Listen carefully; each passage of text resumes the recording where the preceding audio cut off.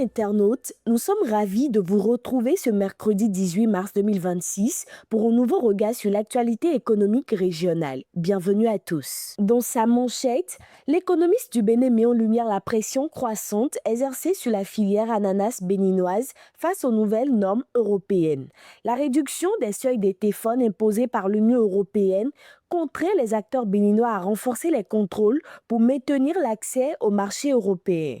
Avec près de 6 000 producteurs impliqués, l'enjeu est de préserver un débouché essentiel tout en transformant ces exigences en levier d'amélioration de la qualité et de l'organisation de la filière. Autre sujet à la une du quotidien béninois, CGLU Afrique renforce la coordination des collectivités territoriales d'Afrique centrale. Réunis à Yaoundé, les acteurs locaux ont harmonisé leurs positions en prélude de l'Assemblée générale de la CGLU Afrique. Objectif, accroître l'influence des collectivités dans les politiques continentales tout en plaidant pour une meilleure décentralisation et un renforcement de leur rôle dans le développement. Du côté de l'économiste du Mali, les échanges entre le gouvernement et le secteur minier se renforcent. Le Premier ministre Abdoulaye Maïga a reçu le PDG de B2Gold Corp pour faire le point sur les avancées du partenariat, notamment autour de la mine de Fekola. Les discussions ont aussi porté sur le projet de Menankoto Sud, considéré comme stratégie pour le développement du secteur minier malien. Toujours avec l'économiste du Mali, focus sur les ambitions économiques de la Guinée. Avec le programme Simandou 2040 porté par Mamadi Doumbouya, la Guinée prévoit plus de 330 milliards de dollars d'investissement pour moderniser ses infrastructures et accélérer son industrialisation. Ce projet vise à transformer les ressources minières en levier de croissance avec des retombées attendues en termes d'emploi et de développement économique durable. L'économiste du Niger consacre sa manchette à un nouvel élan pour le financement des PME nigériennes. Le Fonds national d'appui à la formation professionnelle et les structures d'appui unissent leurs efforts pour faciliter l'accès au crédit des PME en lien avec le dispositif de la BCEAO.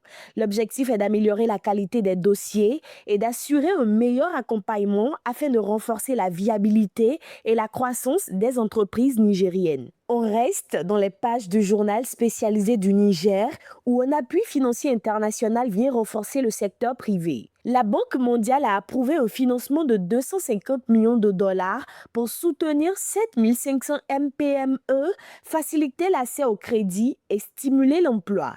Ce projet devrait également renforcer la résilience des entreprises, notamment celles dirigées par des femmes dans un contexte économique encore fragile. Dans l'économiste du Togo ce mercredi, le Togo se distingue par les performances de ses opérateurs mobiles. Selon une évaluation 2025 de l'Autorité de régulation des communications électroniques et des postes du Togo, basée sur les données de NPerf, Yas Togo et Move Africa Togo dominent la qualité d'expérience de l'Internet mobile au sein de l'UEMOA. Les deux opérateurs occupent respectivement la première et la deuxième place dans la région et figurent dans le top 10 africain.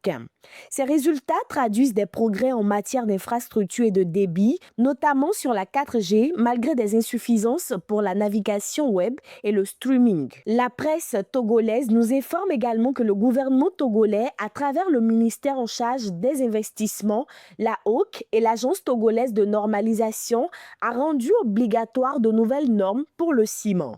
Cette mesure entend améliorer la qualité des matériaux, sécuriser les constructions et instaurer un marché plus transparent. Elle ambitionne également de renforcer la confiance des consommateurs et la crédibilité du Made in Togo tout en soutenant l'attractivité du secteur. Pour finir, au Sénégal, les exportations enregistrent une forte baisse en janvier d'après la publication de l'économiste du Sénégal.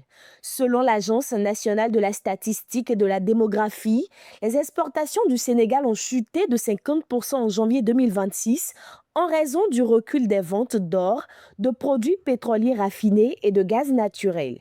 Cette baisse a été compensée par la hausse des exportations de pétrole brut, de produits alimentaires et de légumes. Malgré ce repli mensuel, les exportations affichent une légère progression sur un an avec des partenaires clés comme le Mali, la Suisse et les Pays-Bas. C'est la fin de cette édition. Merci de votre attention et de votre intérêt constant pour l'actualité économique. On se retrouve très bientôt pour un nouveau point d'information.